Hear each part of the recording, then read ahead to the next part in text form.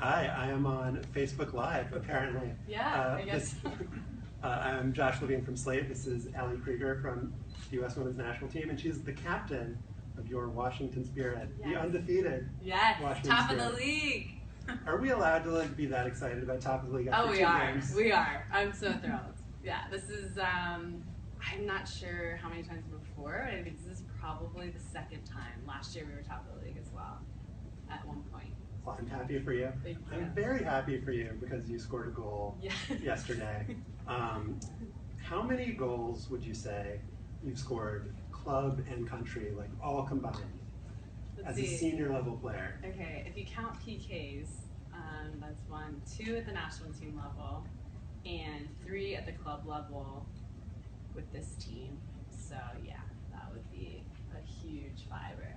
We've got enough for I mean, for it's one a hand. handful of All right, goals. we gotta start working on the right hand. Yeah, we do. So, the PK in 2011 against Brazil, that clinched. That was one of the greatest sporting events I've ever seen in my life. Oh, Any stop. sport. No, Stop. seriously, I wrote a story about it. You can check the archives. It was Thank incredible. you so much.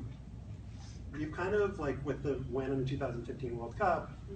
You guys didn't end up winning in 2011. Does that game still have that kind of importance to you, the Brazil game from 2011? Absolutely. I mean, we were motivated right after that game to get back to work immediately to then, want to win the next World Cup. And, we thrive under pressure. And at that moment, we were so devastated because we had gotten that tournament was such a roller coaster ride for us. And in that Brazil game, it felt like the final. After scoring the PK and Abby's header in that game and playing 54 minutes a man down. I mean, that was just an incredible win. And then the whole country hearing that everybody was behind us, and it just felt like that should have been the final. But then we knew we had 2 more games, and it was just it was really devastating to lose to Japan after kind of being up 2-1 in that game. And I mean that just motivated us 10 times more to want to get back to where we were and win it actually this time. Well, as fans and as writers, we like to think that things happen in a kind of progression, and that game against Brazil in the quarterfinals, we're wow, they've got to win the whole thing. And then in 2015, in the early rounds, the defense, led by Ali Krieger, was unbelievable, but the team was kind of, 4 others. Finding its form, and then the kind of the last game with, the 5-2 win over Japan, to me and to other people, it felt a little bit like it kind of came out of nowhere.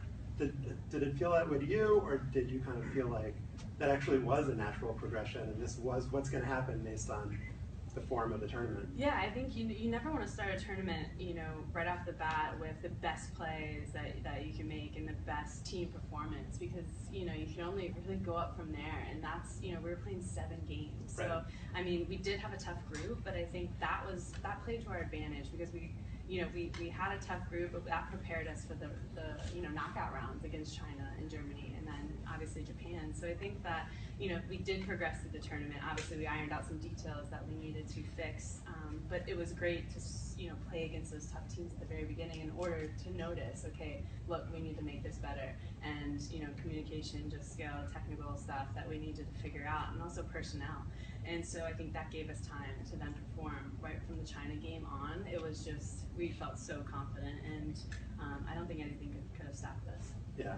So are you somebody who feels like everything happens for a reason? Because, for example, 2012, you have a really bad knee injury and you miss the Olympics. My view is that didn't happen for a reason. Ali Krieger should have been on the 2012 Olympic team. You worked really hard for it, and I've read actually interviews where you said it made you stronger, it made you a better player. Does that mean that it happened for a reason, or how do you look at that injury kind of now 4 years later? It was a tough moment in my life. It was probably the toughest injury in my career, and I really struggled because I was on cloud 9. I was playing the best football I had thought at that time, and coming off of a really good World Cup and going into another tournament back to back, and I was so excited to just feel comfortable being on that team. And my play was, I just felt really good at where I was as a player. But then when the knee happened, I had to kind of take a new perspective, and I do believe that everything does happen for a reason, because now I feel like I'm 10 times better of a player than I was then, and that that was only 4 years ago, and so going on 5. And so now I think that I focus more on my footwork. I focus on my stability exercise, agility, like plyo's training. I really paid attention to that detail in my rehab or knee-hab, work and recovery process. That I think I came out of that so much more technical and I guess stronger. Just in general, just a better mindset, and my mentality was obviously changed and adjusted, but for the better in a positive way. I think it's so hard for most of us to relate to a profession where so much of how you are kind of evaluated is based on these just discrete events that happen once every 4 years.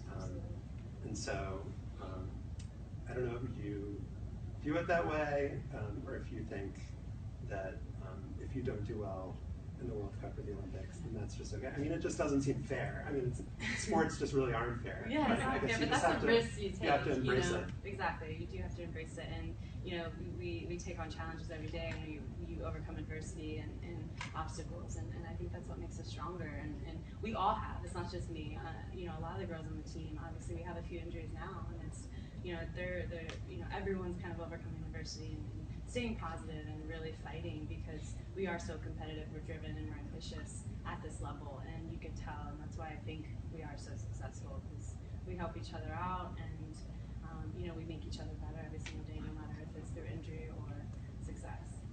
So we have a ball that's off screen. Do we have time for a demo? Let's do a little demo. So, oh gosh, in my heels. In your heels.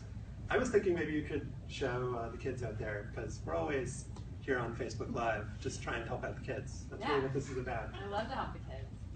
Kids don't really know how to head a soccer ball. Okay. They shouldn't head a soccer ball. Should I put on my unequal headband? I don't have it with me. Okay. Well, I don't want to ruin any of what you've got going on here. Okay. But if you could just describe to us what the, I'm more worried about my hair. what the proper technique is. Well, the first and foremost, you always want to be the one to attack the ball. You don't want the ball to attack you.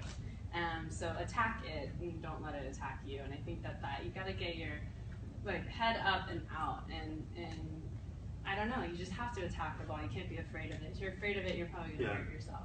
And so, not to duck out of the way, but just make sure you are attacking it. Do you feel like kids under a certain age should not be heading the ball? There has been some discussion of that. Yeah, absolutely. I think it's you have to learn at some point. When I was a kid, I was never told don't you dare head it. It's gonna happen in a game. You can't. It's unavoidable. And I think that at that age, I do get nervous about young kids. If they get kicked in the head or with the ball at such a hard pace, because their brains are still forming and growing, and so that's a tough issue. But there's also ways to help lower the risk of that by using an unequal halo that I also have just from my concussions, and just it doesn't prevent concussions, but it reduces the risk. So I think that's one of the ways that you can actually help out the young kids who do or the parents who fear that they're going to get concussed if they do head the ball. But you can't be afraid of it, and it's going to happen. So you have to be ready and just understand the correct way to head a ball. All right, we cannot let the captain of the Washington Spirit go without promoting. I'm messing up my makeup tonight. No, oh, well, no, I'm just kidding. I don't know if I should throw this at you. Yeah, or... you can throw it at me. How far could I? You want it? Am I gonna head it to you? You want an arc, or do you want it a nice direct shot? Maybe a in between here. All right. Yeah. Fantastic. All right, so people should go out to see you guys play. Oh, 100%. Now we're top of the league in the NWSL, the Washington Spirit. When you guys play the in Women's Professional Soccer League here, we need your support. We need you to come. It's an awesome time. And there's even a beer garden. You guys can come, bring your families, your friends, and enjoy it, and watch some quality soccer. Great soccer, beer. We have 2 questions from the audience. If you have a few minutes, are we okay on time? We're wrapping on time, so rapid fire here. Really quick. Bailey C wants to know any tips on how to be a good defender. Maybe 3 tips. 3 tips. Gosh. Basically, explain how to be good at soccer. 3 sentences. I spend, I think, a lot of work on my footwork, and still to this day, I need to improve every single day on that. So I think if you really understand footwork and footwork is one. Second is positioning on the field, and your communication of staying connected with the players who you play next to, which is your center back or wherever you are in the defensive line, and then your midfield player. And I think if you have that connection, you stay compact, and good positioning is also key. And then the third is probably 1v1 defending, and your technical ability to complete passes and your distribution. I think that's all in one. And yeah, I just keep continuing to get better at that. Play against the best players you can play against, and just work on defending and let them dribble at you all the time. And yeah. We have multiple people weighing in from Europe, which is pretty awesome, and they all want to know.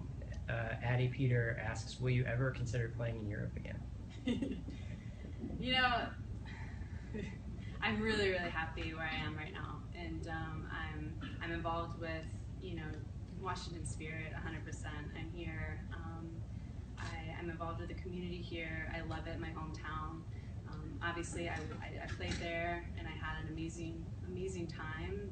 But even if I do have an itch to go back, it doesn't always have to be scratched. So, it's up in the air. But I'm actually really, really happy where I am right now in this community, and I'm really, really loyal to the Washington Spirit. Very well said. All right, Ali, thank you so much for joining us. Thanks for having me. And thank you, Facebook. Bye. People.